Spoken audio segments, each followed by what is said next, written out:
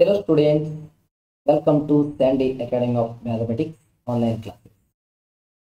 మనం లాస్ట్ వీడియోలో బీజగణితముకు సంబంధించిన పరిచయం మనం తెలుసుకున్నాం. అసలు బీజగణితం అంటే ఏమిటి, అది ఏ విధంగా వచ్చింది, ఓకేనా. అందులో మనం వాడే పదాలు ఏమిటి అనే దాన్ని నేను ముందు క్లాస్లో డిస్కస్ చేశాను. బహుపదులు వాటి గురించి డిస్కస్ చేస్తాను.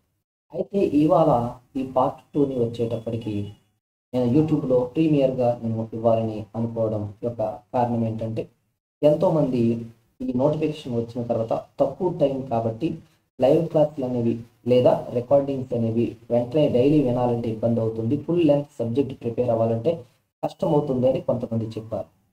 సో వాళ్ళ కోసమని మనం కొంచెం మార్పులు చేసి మనం ఇవ్వగలిగే క్లాసుల్ని సింగిల్ టాపిక్లుగా కొంత మార్చడం జరిగింది. సో వాటి గురించి మరలా ఒక్కసారి వివరించడానికి ఎస్జిటి ఓరియంటెడ్గా ఏమైతే ఉందో అందులోంచి కూడా క్లాస్ చేయాలని కోరుకున్నాను. ఓకే, సో నేను లాస్ట్ దాంట్లో నేను చేశాను. ఆ వీడియో ఏంటంటే టాప్ 5 క్వశ్చన్స్, అవే ఏవైతే మనకి స్కూల్ అసిస్టెంట్ మ్యాథ్స్లో ఇచ్చారో ఆ క్వశ్చన్స్ యొక్క ఎక్స్ప్లెనేషన్ వివరిస్తూ వాటి గురించి అక్కడ చెప్పడం జరిగింది. సో అది చెప్పినప్పుడు నాతో కొంతమంది ఏమన్నారంటే, స్కూల్ మ్యాథ్స్ సంబంధించిన ఏదైనా ఒక టాపిక్కి సంబంధించి కొంత మాకు వివరించండి, సో దాన్ని బట్టి మేము ఆలోచించుకుంటాము అని చెప్పారు. సో నేను ఆల్రెడీ బీజగణితం అనేది స్టార్ట్ అయింది, దాంట్లో చెప్పినటువంటి ఒక క్లాస్లోని కంటిన్యూషన్ నేను ఇందులో ఇస్తున్నాను. సో మీకు గనక ఈ క్లాస్ వినాలి అనుకుంటే ఏం చేయాలన్నది నేను చెప్తాను. సో దాన్ని బట్టి మీరు ఆలోచించుకోండి, ఓకేనా. పెయిడ్ క్లాస్గా వినాలి అని అనుకుంటే ఓకే.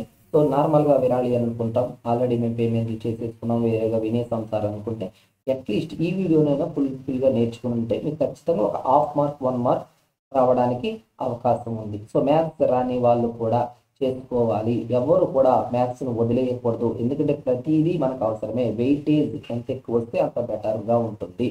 కాబట్టి మ్యాథ్స్ రాదు అని వదిలేయకండి. మేము సైన్స్ స్టూడెంట్స్ కాదు, సోషల్ బ్యాక్గ్రౌండ్ వచ్చింది కాబట్టి మ్యాథ్స్ వద్దు, ఇవి వద్దు, ఇవన్నీ 10th లోపు ఉన్న మ్యాథ్సే కాబట్టి మనం ఒకప్పుడు చదివిందే, సో అప్పుడు వదిలేసావు కాబట్టి ఇప్పుడు ఒక్కసారి వాటిని గుర్తు తెచ్చుకో, ఓకేనా. సో నేను ఓకే, సో మనకి టెక్స్టువల్ బేస్డ్గా ఏమేమి ఇచ్చారో అవన్నీ 1 by 1 డిస్కస్ చేస్తాను. సో ఇక లేట్ చేయకుండా మనం వీడియోని స్టార్ట్ చేద్దాం. సో చూడండి మరి. సో మొదటిగా ఇప్పుడు మనం మాట్లాడుకునేది ఏంటంటే ఏకచరరాశిలో రేఖీయ సమీకరణాలు. ఏకచరరాశిలో రేఖీయ సమీకరణాలు, వీటిని సామాన్య సమీకరణాలు అని కూడా అంటారు. సామాన్య సమీకరణాలు అని అంటారు. ఏక అంటే ఒకటే చరరాశి, ఒకటే చరరాశి. నేను ముందు క్లాసులో చెప్పాను, చరరాశులు అంటే ఎలా ఉంటాయి, X Y A B L ఇలా కనబడతాయి. మనకు అర్థమయ్యే భాషలో ఆంగ్ల వర్ణమాలలో లెటర్లా కనబడతాయి. అయితే ఏదైనా ఒక సమీకరణం మనం రాసినప్పుడు ఈ విధంగా రాయొచ్చు. x² + xy + 2 = 0 ఉంది, x + y + 3 = 0 ఉంది, x³ + 3x² + x = 0. ఇలా సమీకరణాలు ఉన్నాయి కదా. ఇక్కడ మీరు గమనించండి, ఘాతం ఎంత ఉంది, ఇక్కడ 2 ఉంది, ఓకేనా. పెద్ద ఘాతం 2గా ఉంటే దాన్ని వర్గ సమీకరణం అంటారు. అది పెద్ద ఘాతం అంటే తరగతి 3గా ఉంటే వాటిని ఘన సమీకరణాలు అని అంటారు. అలా కాకుండా ఘాతం ప్రతి పదములోనూ 1 మాత్రమే అయ్యేటట్టుంటే 1 ఘాతముగా కలిగిన సమీకరణం, 1 ఘాతముగా కలిగిన సమీకరణం అని అనొచ్చు. లేదా 1వ తరగతి బహుపది సమీకరణం అనవచ్చు. 1వ తరగతి బహుపది సమీకరణం అనవచ్చు, ఓకేనా. అంటే మనం దీనికైనా చరరాశి పైన పవర్లు వేస్తాం కదా, ఆ పవర్లు 1 మాత్రమే వెయ్యాలి. ప్రతి పదములోనూ పవర్ మాత్రం 1 ఉండాలి, అర్థమవుతుందా. సో ఇక్కడ చూడండి, ఇక్కడ 3 ఉంది, ఇక్కడ 2 ఉంది, ఇక్కడ 1 ఉంది. కానీ ఇందులో చూడండి, నేను ఇక్కడ రాశాను కదా, ఇందులో చూడండి, ఇక్కడ పవర్ ఉంది, ఇక్కడ పవర్ ఉంది. ప్రతి పదములోని చరరాశికి అంటే మొత్తం అంతా చరరాశికి కలుపుకుంటే ఒకే 1 పైన 1 ఘాతంగా ఉండాలి. అలా ఉంటే దాన్ని రేఖీయ సమీకరణం అంటారు. ఏమంటారు, రేఖీయ సమీకరణము అని అంటారు. సో ఈ రేఖీయ సమీకరణాలలో ఏకచరరాశి ఉండవచ్చును, లేదా 2 చరరాశులు కూడా ఉండవచ్చును. సో మనకి స్కూల్ లెవెల్లో 9th క్లాస్ వచ్చేటప్పటికేమో 2 చరరాశులు వచ్చినాయి, 8th లోపేమో ఒకే ఒక చరరాశి ఉన్న బిట్లు కనబడ్డాయి. సో ఇప్పుడు నేను 8th లోపు ఉన్న సబ్జెక్టులో ఓకేనా ఏమేమి ఉన్నాయి బీజగణితంలో అన్నదే నేను మాట్లాడుతున్నాను. ఎయిత్ లోపు ఉన్న వాటిల్లో ప్రతి చోట మీకు టచ్ అయింది ఏంటంటే ఏకచర రాశి అనేది టచ్ అయ్యింది. అంటే ఉదాహరణ కూడా రాస్తాను చూడండి, x+3 = 0 అని రాస్తాను. ఇందులో ఎన్ని చరరాశులు ఉన్నాయి? ఒకటే ఉంది. సో ఇలా ఉంటే దాన్ని ఏమంటారు? ఏకచర రాశి కలిగిన రేఖీయ సమీకరణం అంటారు. ఓకేనా?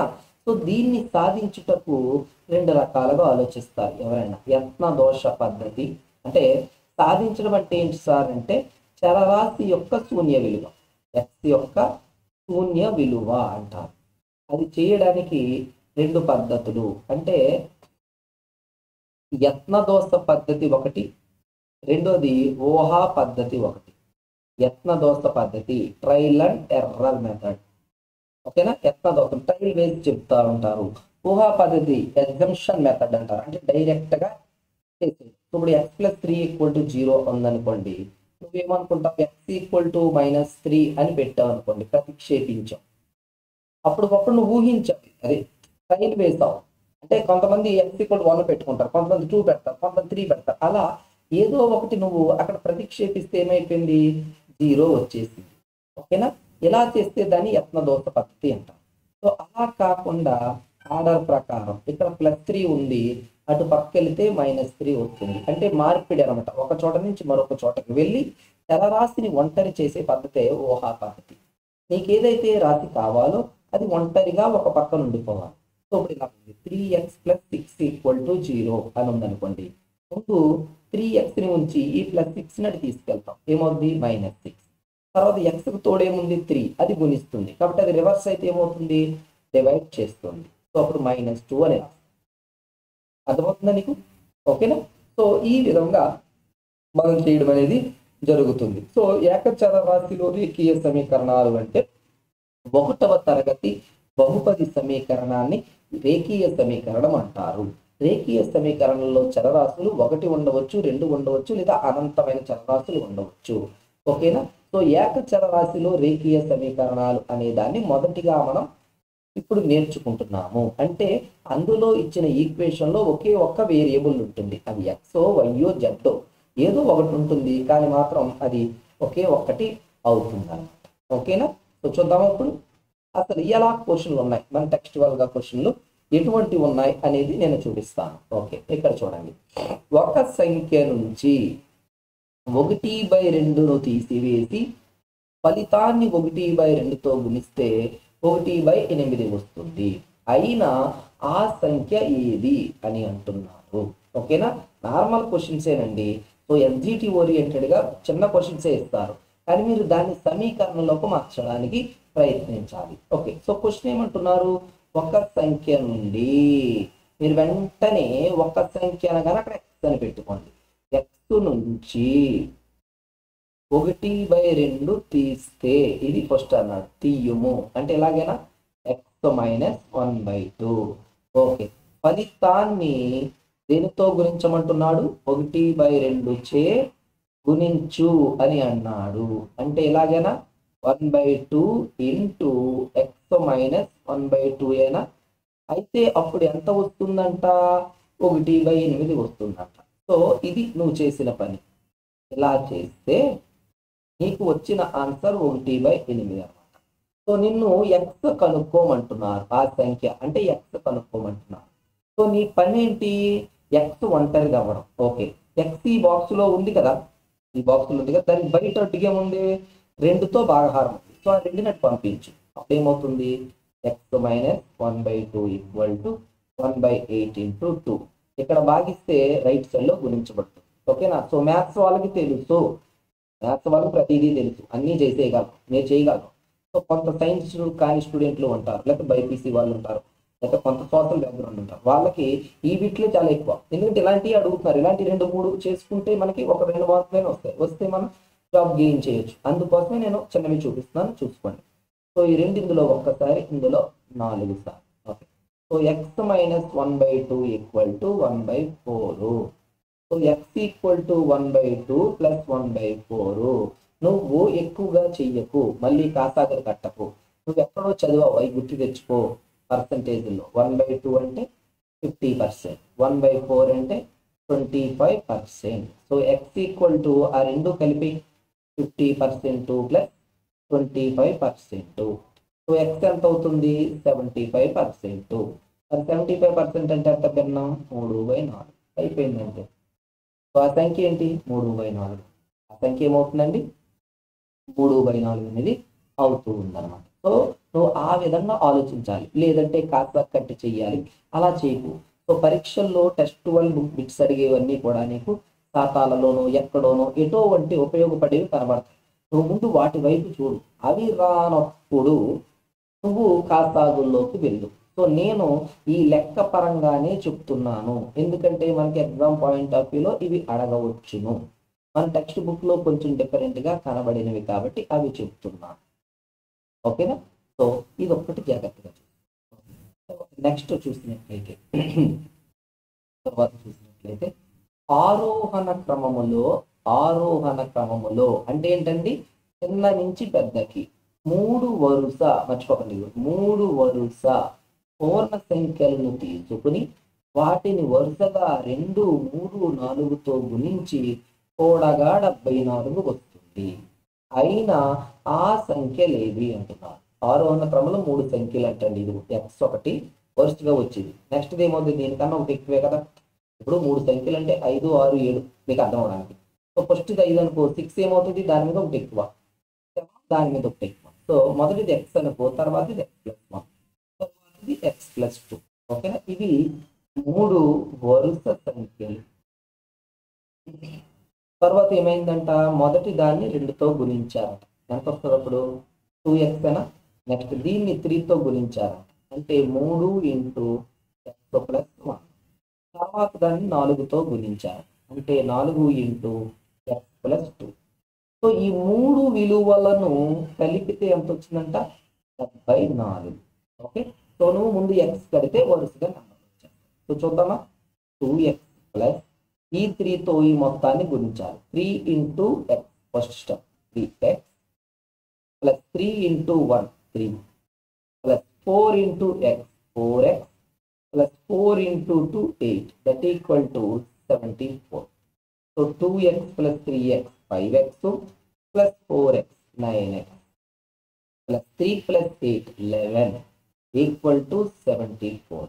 So 9x equal to 74 minus 11. So 9x equal to 63. So x equal to 63/9. So x equal to ఎంత వస్తుంది? 7. మరి ఆ సంఖ్యలు ఏమవుతాయి? 7, 8, 9 వస్తాయండి.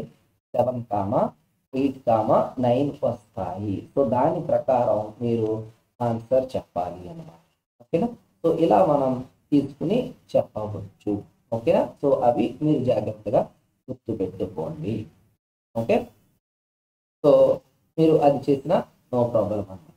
ఓకే. సో అలాగొకటి మీరు చెక్ చేసుకోండి. అయితే సార్ మేబీ రఫ్గా ఏమైనా ఆలోచించడానికి ఏమైనా ఆన్సర్ ఉందా సార్ అని అంటే కనుక చెయ్యొచ్చు. ఏంటంటే జాగ్రత్తగా, అంటే ఇది ఆప్షన్స్ చూసి చెప్పడానికి, మళ్ళీ మర్చిపోకండి, డైరెక్ట్గా చేసాను పద్ధతి. ఆప్షన్ చూసి చెప్పడానికి మన దగ్గర ఒక ఛాన్స్ ఉంది. ఎగ్జామ్లో అందులో చిన్న సంఖ్య ఏది, పెద్ద సంఖ్య ఏది అని అడుగుతారు. సో మేబీ మనం దాదాపుగా మధ్య సంఖ్యను చెప్పేయచ్చు. ఆ లిస్ట్లో దాదాపుగా మధ్య సంఖ్యను మనం చెప్పేయవచ్చు. ఎలా అంటే ఇక్కడ నీకు లెక్కలో అంటే ఇది ట్రైల్, అదొక లెక్కలో నీకు వేటితో గురించి మనడు? వరుసగా 3తో గురించి మనడు కదా. ఆ 3 కలుపు ఎంత వస్తుంది? 9. ఓకే. మొత్తం కూడగా ఎంత వచ్చింది? 74. దాన్ని 9తో భాగించు. సుమారుగా ఎంత వస్తుంది చూడు. సుమారుగా 8 సార్లు పోతుంది, చూసావా? అంతే. సో ఇది మ్యాక్సిమం మిడిల్ నెంబర్ అవ్వచ్చు. ఇలా ఉండొచ్చు. ఓకే. సో నీకు వెంటనే మిడిల్ వచ్చేస్తుంది. మేబీ రైట్ ఆర్ రాంగ్, ఓ ట్రైల్ వేసుకొని డౌట్ ఉంటాయి. సో ఎందుకని ఇక్కడ గుర్తుపెట్టుకో, వరుస సంఖ్యలు ఇచ్చి గుణిస్తుంది కూడా వరుసగానే గుణిస్తున్నారు. చూడండి, 2తోనూ 3తోనూ 4. సో ఎప్పుడైనా వరుసగా సంఖ్యలు ఇచ్చినప్పుడు ఇది ఒక పని నువ్వు చెయ్యవచ్చును. అంటే వారు దేనితో గుణించారో అవి ఉన్నాయి కదా, వాటిని కలిపితే ఎన్ని భాగాలో అదే 74 అనుకుంటే యావరేజ్గా ఒక వాల్యూ వస్తుంది. అదే నువ్వు తీసుకున్న 3 సంఖ్యలో మధ్య సంఖ్య అనమాట. సో నువ్వు తీసుకున్న 3 సంఖ్యల్లో మధ్య సంఖ్య 8 వచ్చేసి సార్ రఫ్గా ఎన్నిసార్లు పోతుంది అదే. అలా కూడా ఒక ప్రయత్నం నువ్వు చేయవచ్చు. సో అయితే నేను డైరెక్ట్గా చెప్పలేదు, ముందు మామూలుగా ఎక్స్ అనుకుని ఎలా చేయాలో చెప్పాను. సో పరీక్షా క్రమంలోకి వెళ్ళినప్పుడు రఫ్గా ఇలా కూడా ఆలోచించవచ్చు. సో ఒక సంఖ్య 2 భాగాలు, మరొక సంఖ్య 3 భాగాలు, మూడో సంఖ్య 4 భాగాలు అనుకుంటే 9 భాగాలు అనుకుంటాం. అంటే ఒక్క భాగం ఎంత? 8. నువ్వు మళ్ళీ పక్కింటికి వాడకూడదు. ఒక్క భాగం 8 అంటే మధ్యలో ఉన్నది. అర్థమవుతుందా? అది నువ్వు గుర్తుపెట్టుకోవాల్సింది. సో అలా నేను ఆన్సర్లు వేయడం జరిగింది. ఓకేనా? సో నేను ఒక టెక్నిక్గా చెప్పాను, మీకు కుదిరితే అది ట్రై చేయండి. ఎందుకంటే పరీక్షల టైం కాబట్టి నీకు అది ఉపయోగపడుతుంది. ఓకేనా? సో మరొకటి, పరీక్షల్లో ఇవ్వబడిన ప్రశ్నలే చూపిస్తున్నాను. అంటే మోడల్గా ఇవ్వబడినవి, ఇవి మన టెక్స్ట్ బుక్కుల్లో ఉన్నవి. సో దాని ప్రకారమే నేను చెప్తున్నాను. ఓకేనా? సో మీరు అది మైండ్లో పెట్టుకుని ప్రిపేర్ అవ్వండి. ఓకే. సో తరువాత క్వశ్చన్, ఒక వ్యాస రచన పోటీలో గెలిచిన వారికి 100 రూపాయలు, గెలవని వారికి 25 రూపాయలు ఇవ్వాలని నిర్వాహకులు నిర్వచించారు. బహుమతులకై పంచవలసిన మొత్తం 3000 రూపాయలు. పోటీలో మొత్తం పాల్గొన్నవారు 63 మంది అయితే గెలుపొందిన వారి సంఖ్య ఎంత అని అంటున్నారు. ఓకేనా? సో జాగ్రత్తగా చూద్దాం. ఓకే, చూడండి. గెలిచిన వారు ఎక్స్ అనుకోండి. ఓడిన వారు ఏమవుతారు? 63 మైనస్ ఎక్స్ అయినా. ఎందుకు సార్ అంటే మొత్తం పాల్గొన్నవారు 63 మంది, అందులో సక్సెస్ ఎక్స్ అనుకో, మిగిలిన వాళ్ళందరూ ఫెయిలే కదా. ఓకేనా? ఓకే. సో ఈ ఎక్స్ మెంబర్స్కి ఎంత ఇవ్వాలి? 100 రూపాయలు ఇవ్వాలి. ఈ 63 మైనస్ ఎక్స్కి ఎంత ఇవ్వాలి? 25 ఇవ్వాలి. అంటే ఓడిన వారు. ఓకేనా? గెలిచిన వారికి ఎంత ఇవ్వాలి? సో మొత్తంగా ఇవ్వాల్సిన 300. సో నేను గెలిచిన వారికి 100 ఎక్స్లు ఇవ్వాలి. ఎంతమంది ఉంటే అంత 100. సో ఓడిన వారికి అన్ని 25 ఇవ్వాలి. సో దట్ ఈక్వల్ టు ఎంత? 3000 రూపాయలు. సో ఇక్కడ 25 ఎక్కం కామన్ వస్తున్నట్టు ఉంది, చూసారా? సో 25ను కామన్ తీయండి. ఏమొస్తుంది? 4x plus 63 minus 25x equal to 3000. So దీని నుంచి 63 minus 21x equal to 3000/25. That equal to చూడండి. ఓకే, గెలిచిన వారు ఎక్స్, ఓడిన వారు 25 into 63. Okay, 100x 4x plus 63 minus 4x minus x 3x that equal to 25. ఇందులో plus 3x that equal to ఇందులో 120. So 3x equal to 120 minus 63 అంటే 3x equal to 57. So x equal to 19. వస్తుంది. అంటే ఏంటి? గెలుపొందిన వారు 19 మంది, ఓడిన వారు 63 మైనస్ 19 44 మంది వచ్చారన్నమాట. ఓకేనా? సో ఈ విధంగా మనం ట్రై చేసుకోవచ్చు అన్నమాట. ఓకే. అయితే కొంతమంది ఏం చేస్తారంటే దీన్ని నిష్పత్తి పద్ధతి ఒకటి వాడతారు. అంటే ఏంటంటే నిష్పత్తి ప్రకారం ఎలా తీసుకుంటారంటే 63 మందికి యావరేజ్ ఎంత చూస్తారు. అంటే మొత్తం 3000 రూపాయలు పంచాలి కదా. ఆ 3000 రూపాయల్ని 63 మందికి ఒకవేళ సమానంగా పంచితే ఎంత యావరేజ్ వస్తుంది అనేది చూసుకుంటారు. ఎంత యావరేజ్ వస్తుంది అని చూస్తారు. ఇదిగోండి 3000/63 సగటు తీసుకుంటారు. ఓకే, మీకు ఏం క్యాన్సిల్ చేస్తే వచ్చి 3 యొక్క 1000 సార్లు, ఇందులో 21 సార్లు. ఓకేనా? సో గెలిచిన వారికి 100, ఓడిన వారికి 25, ఇద్దరికి కలిపి సగటు 1000/21 అనుకుంటారు. ఇది యాక్చువల్లీ బ్యాంకర్స్ వాడే టెక్నిక్ అనమాట. మిశ్రమాలు అనే విధంగా వాడతారు. సో ఇప్పుడు ఏం చేస్తారంటే క్రాస్ సబ్ట్రాక్షన్ చేయండి. అంటే ఇది 1000/21 మైనస్ 25 ఇలా చేయొచ్చు. అలాగే ఇటు 100 మైనస్ 1000/21 చేయొచ్చు. సో చేస్తే ఏమొస్తుంది?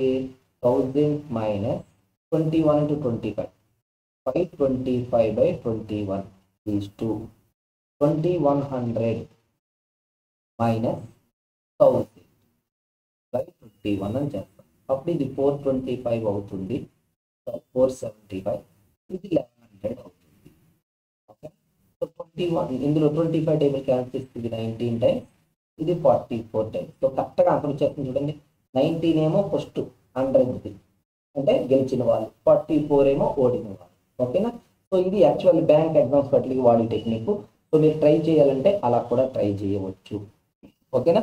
సో మీరు పర్టికులర్గా ఎలాగా చేసినా సరే ఒకటే రకమైన ఆన్సర్ వస్తుంది. సో మీరు దాన్ని ప్రయత్నించి చెయ్యండి. ఓకేనా? సో నేను ఫస్ట్ ఎక్స్లో అనుకుని చెప్పాను. ఒకవేళ అలా చెయ్యం సార్ అంటే ఇలా నిష్పత్తుల్లో కూడా చేయొచ్చు. అంటే సగటు ఆధారంగా అంటే మొత్తం 63 మందికి కూడా 3000ను పంచితే రఫ్గా ఎంత వస్తుంది అనేది తీసుకుంటారనమాట దీన్ని. ఓకేనా? సగటు విలువగా తీసుకుని ఆ సగటుని ఇద్దరికి సమాన నిష్పత్తుల్లో పంచుతారు. దాని సగటు ఆధారంగా డబ్బులు మరియు మనుషుల నిష్పత్తి సమానం ఉంటాయి. మనుషులు పెరిగితే డబ్బు పెరుగుతుంది, మనుషులు తగ్గితే డబ్బులు తగ్గుతాయి. కాబట్టి డబ్బుల నిష్పత్తిని మనుషుల నిష్పత్తి అనుకుని ఓకేనా 19 భాగాలేమో గెలిచిన వారు, ఓడిన వారేమో 44 భాగాలు అనుకుంటారు. సో మొత్తం భాగాలు ఎన్ని అవుతాయి అప్పుడు 19 + 44 = 63 అనా. సో 63 భాగాల విలువ 63 అయితే ఒక్క భాగం విలువ ఎంత? 1 అవుతుంది. సో గెలిచిన వారు 19, ఓడిన వారు 44 ఇలా చెప్తారన్నమాట. అర్థమవుతుందండి? సో మనకి పరీక్షల్లో ఏమైనా తప్పు చేయాలంటే అడుగుతారు. ఇది మీ టెక్స్ట్ బుక్ లో ఉన్నటువంటి ప్రశ్నలు అనమాట. సో నేను మూడు రకాలుగా ఉన్న లెక్కలు చూపించాను. మిగతా అన్ని బేసిక్ లెక్కలే ఉన్నాయి. ఓకేనా? సో మీరు చూసుకున్నట్లయితే మీకు ఉపయోగపడతాయండి. ఓకేనా స్టూడెంట్స్? ఓకే. సో ఇక మాట్లాడుకుంటే మనం దీని యొక్క కంప్లీట్ వీడియో ఇవ్వాలి అంటే కనుక మనం కంప్లీట్గా రికార్డింగ్స్ చేయడం జరిగింది. బీజగణితానికి సంబంధించి, అంకగణితానికి సంబంధించి, త్రికోణమితికి సంబంధించి. సో నేను ఆల్రెడీ చెప్పాను, ఆల్రెడీ మొదలయ్యాయి వీడియోస్. ఓకే, వరుసలు పెట్టి మనకు వీడియోస్ రావడం జరుగుతుంది. సో లాస్ట్ వీకే మనం అంకగణితాన్ని ఫినిష్ చేసాం. ప్రజెంట్ బీజగణితంలోకి వచ్చాం.